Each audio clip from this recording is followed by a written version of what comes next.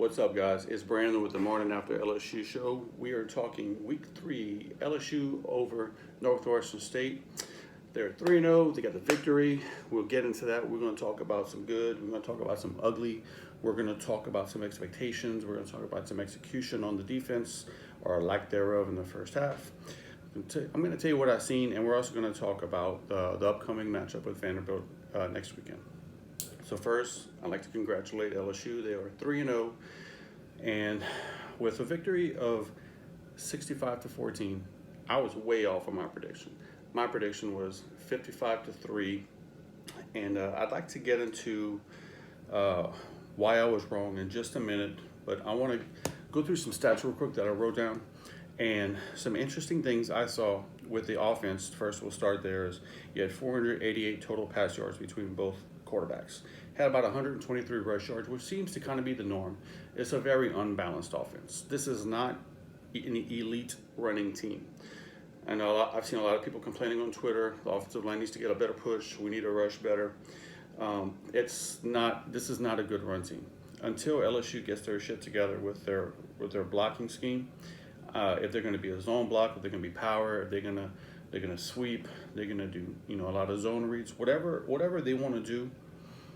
It looks like they found their identity. They're going to be a pass first, pass second, pass third, and once they get people backing off, they're going to run. So this team is going to pass to set up the run, and who's going to complain? You're averaging 55 points a game through the first 3 weeks. Okay, so Burrow threw for 373. He was really, really efficient. Once again, 21 of 24, 2 touchdowns, 1 INT. I'm not going to be too picky about the INT. He even admitted after the game it was cover 2. He didn't recognize it. He threw it right to the defender. Well, really threw it to his guy, but the defender jumped it. Maybe he thought it was man. Maybe he thought it was, cover 3, whatever the case may be. That's on him, but he'll get it fixed. They ran Burrow. He had 7 rush attempts for 30 yards, 1 touchdown. Now, I didn't really go back and examine how many of that was design runs, how many of that was scrambling because his O-line wasn't holding or there was some pressure, or maybe it was just good coverage and there was no one open, so he had to run. But nonetheless, Burrow, he accounted for over 400 yards again, and he accounted for over 3 touchdowns again. And what more can you ask? He didn't even play in the fourth quarter. They took him out in the third, and gosh, we all know that if he plays 4 quarters, he could probably throw for 500 yards every week. That's not what we're trying to do. We're just trying to win games. I talked about this last night. I talked about this on Friday for last night. Wanted to get a lot of freshmen involved. Want to get a lot of underclassmen involved. Want to get, what you're going to see in 2 and 3 years down the road. People like Trey Palmer, Devontae Lee. You want to get some of these guys reps. Well, some other notable offensive stats besides Joe Burrow, you're looking at Clyde Edwards-Helaire. He had 13 for 50, 3.8 yards of rush. That shit ain't going to cut in the SEC, guys. I understand we won by a lot. I understand we passed for a lot. We also played Northwestern State, if you want to take that into an account. But, bro, 3.8 is okay, but you want to get at least 4 to 4.5 per rush, especially against an inferior opponent. You want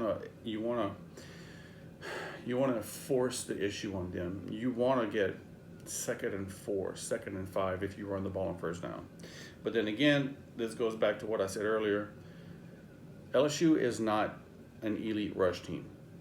So what's going to happen is you're going to see a lot of these stats. They're going to be skewed. Okay, so you're going to see a lot of passing plays. You're not going to see too much in regards to rush plays. But okay, I'm getting off on a tangent. Jefferson, 5 for 124, Mr. Consistent. This guy's going to be in the NFL next year. I'm not sure how high he's going to get drafted. This cat is going to get drafted, and he is going to be productive. My guy, Terrence Marshall. My guy, 6'4", over 200 pounds, 6 for 75, but 2 touchdowns. And I call him the chains mover, right? So we all know that it's a popular opinion that Jamar Chase is probably our best NFL-ready receiver who didn't play last night. And we'll get into that in a minute. But, man, to me, Marshall, his hands and his route running, everything about him, he's always open. And when he's not open, he's coming down with the ball. I think he had one drop pass last night. It was either him or Sullivan. They were draped all over him. But, I mean, 99% of the time, this dude is catching balls. I'm not going to complain. Something else we need to look forward to is that 9 people caught passes last night. If I remember correctly, I think it was around 14, either 12 or 14 against the first game of the year when Georgia Southern came to Baton Rouge. I didn't check to see how many people caught against Texas, but last night 9 people caught passes. And it looked like they wanted to work Sullivan and Dillon a whole lot in the first half. Sullivan needs to get involved, right? So everyone's thinking the obvious, 6'6", 235. He is a matchup nightmare in the red zone, in any zone. I mean, you just throw the ball up. His catch radius is much bigger than what the defender can offer. Dillon is a speedster. He's a veteran. You know, he caught the winning pass against Auburn last year for the touchdown. This guy is pretty sure-handed guy, pretty quick too. Real small, 5'9", but really good guy. And I like the fact that they got them involved. It wasn't just zeroing in on the big 3. Chase, Jefferson, and Marshall. That's my big 3.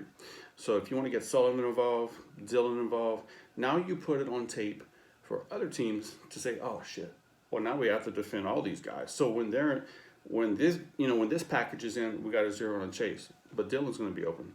We got a 0 on a Marshall, but Jefferson's going to be open. Well, wait a minute. What about this 6'6" Sullivan guy? Who's going to cover him? Okay, and then we got running backs coming out of the backfield, right? So I'm going to pump some sunshine a little bit this morning for the offense. What else are you going to do? I mean, they are scoring out. They're out of their minds. Us LSU fans, we're not used to this. If you're an Oklahoma fan, if you're a Bama fan from last year, you're used to seeing offensive production. Down here in the Bayou, man, we don't see that very often, so we're excited for it, right? Very, very, very, very good things happening for the team. Offense, there's nothing else you can ask of the offense except maybe be more balanced. And let's hope that moving forward, we still have 3 more weeks before Florida comes.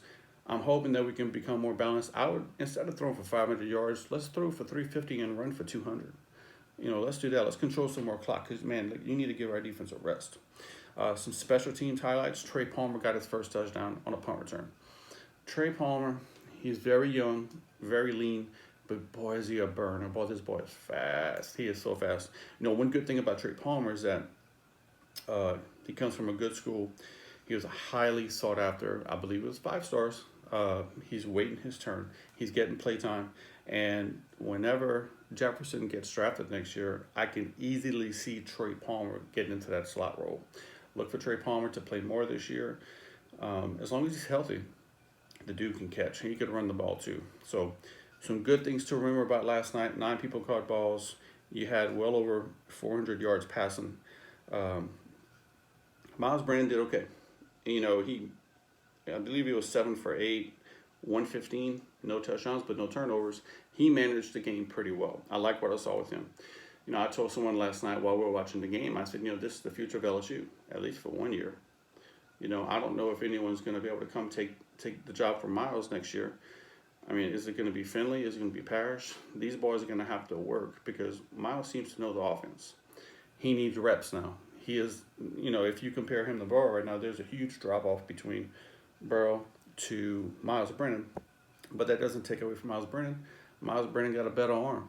I just think that Joe Burrow is a smarter and more prepared quarterback. But hey, we're not going to compare apples to oranges right now. I like what we have. I like what we're going to have for the future. I think our boys need more reps. So that's pretty much it for the offense. I mean, they did really well. They dominated the way they should have dominated, with the exception of a turnover here. And, you know, just if you're going to nitpick, you know, one quarterback at 21 for 24.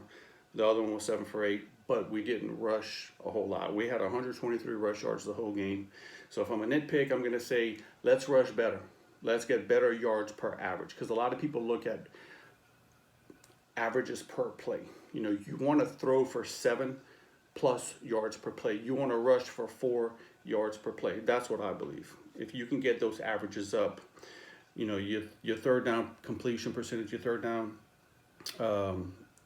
success rate will go up. So that's the offense. I want to go back to my prediction. So I was wrong again, and that's fine. But 2 weeks in a row, all right, 2 weeks in a row, I gave too much credit to the defense. I gave not enough credit to the offense. And I'd like to just first say that that's good, but it's not good, right? I didn't think the offense is going to still cruise to 65 points, even against this team. I kind of thought they would pull the reins back and just run the ball after scoring 50 points. The defense, and I'll say this with a grain of salt. I tweeted this last night. First half was okay, not great at all. We weren't getting off the field on third down. We gave up 14 points. Second half, pitched a shutout. So one of the first things I saw, I want to give credit to Cody Worsham. He tweeted last night, or actually this morning, he tweeted in the locker room for halftime. Coach O and the coaches, there was no screaming, just scheming. Let me just say that again. Coach O's locker room, there were no screaming, just scheming. Which is weird because Coach O is a screamer. He is a in-your-face rah-rah guy. But that tells me that the defensive coordinator, Dave Aranda, he's a tactical coach. That's his thing. He's not going to scream at you and get in your face. He's gonna make you smarter by teaching you, right? He's going to show you what good looks like. So credit to Cody Worsham. No screaming, just scheming. And then they came out and played better. They pitched out a second-half shutout. So you want to say they were sleepwalking? I certainly said that. First half, they looked like doo-doo. You don't let Northwestern State score 14 points on you and convert third downs and get what they want. LSU really was playing vanilla for the first part of the first half. And if you want to go as far as to say a lot of the starters didn't play, Lawrence didn't play, Divinity didn't play, Logan didn't play, Chasson didn't play. Fine. But this is LSU. We have depth for a reason, so that when these guys can't play, these next guys are ready to play.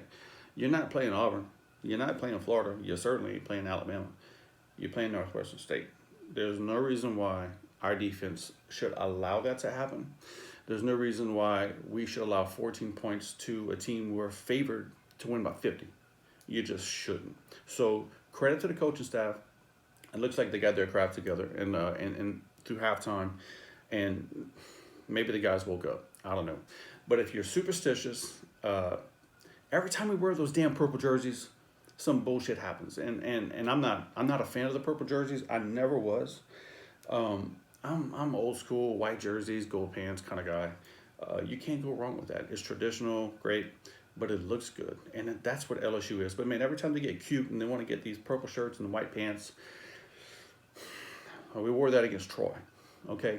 That's all I'm going to say. Now, maybe I'm overreacting and I'm superstitious, and tell me what y'all think. Do y'all think the purple jerseys matter at all? Or is it because we had a letdown, because we had such an emotional win against Texas? Did they come in and say, we'll sleepwalk through this and beat them, which they did?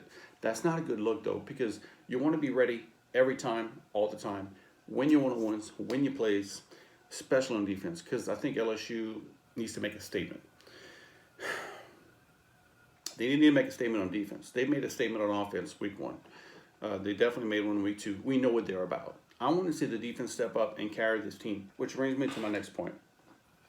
A few days back, Ryan Clark was on Scone's show on AFR, and he made not controversial, but he made a questionable statement in my eyes. He says the first few weeks, the offense at LSU is going to have to carry the defense. I'm going to say it again.